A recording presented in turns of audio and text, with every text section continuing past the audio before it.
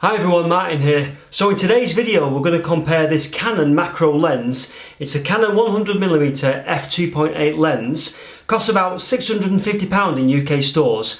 We are going to compare this to this set of iPhone or smartphone lenses I got off Amazon. Cost about £15, and apparently they clip on your smartphone and you can take macro photos with them. There's also a wide angle lens in there as well. We're going to see what sort of pictures we get off this compared to what sort of pictures we can get from this. Now it's almost a ridiculous comparison because this costs hundreds of pounds, this costs £15, and it is a ridiculous comparison, but nonetheless we're going to set them head to head just for the hell of it to see what it turns out like. Yes, let's do it. Fight! So this is the product, VixSync photo lens system for smartphones. So there's actually 3 lenses in there.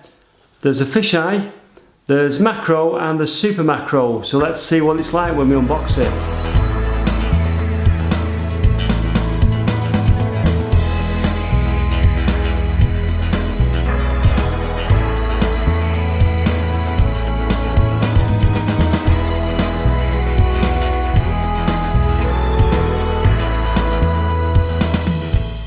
Okay, so I've assembled it, and it literally is just a clip, and the lens just sits in that clip, and it goes on over the lens of your smartphone. Looks a bit wobbly, but to be honest with you, looking through the front of the phone, it's on there and it's viewing through that lens. Okay, so it comes with a fisheye lens, which is that, and to be honest with you, it looks quite well made. It's got a lens cap, and then there's like a plastic mechanism, slides over the lens there, clips on the lens, and then the whole thing clips on your smartphone. That's the fisheye lens. Now the macro lens comes in 2 parts. The smaller part gives you 12 times magnification, and with the bigger part it gives you 24 times magnification, and they screw together.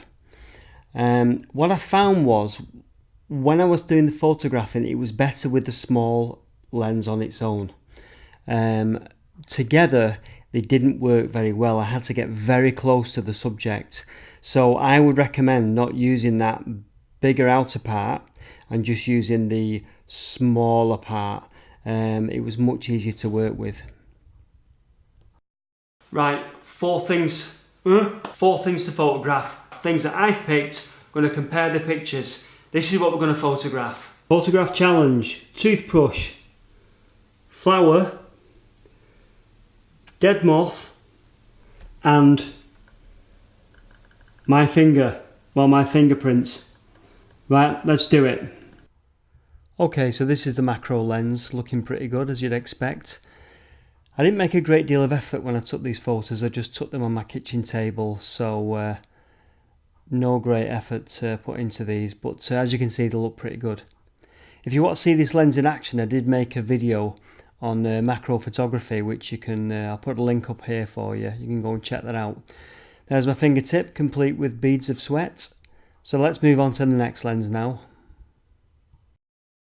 Okay, so this is the clip-on smartphone lens, and to be honest with you, some of these images are quite good.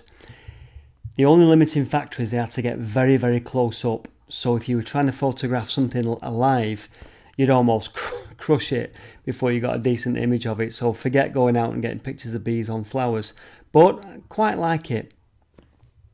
Let's not forget this thing has a fisheye lens as well, so that's a normal view of the kitchen table taken with the iPhone. And if I clip on the fisheye lens, there's a fisheye view. If we go down to the park, there's a normal view of the park with the iPhone, and a fisheye view of the park with the clip-on lens. I'll let you make your mind up about that. So there you go, it's a nice little product. I highly recommend it. £15, you can't go wrong. Don't know what that is in dollars, but definitely well worth a try. If you just want to take some simple pictures, put them on Instagram, just do a bit of experimenting and stuff. I'll put a link in the description down below, and as always, if you like the video, give us a thumbs up, leave a comment, and I'm off now for a run to try and get rid of my fat belly. See you soon.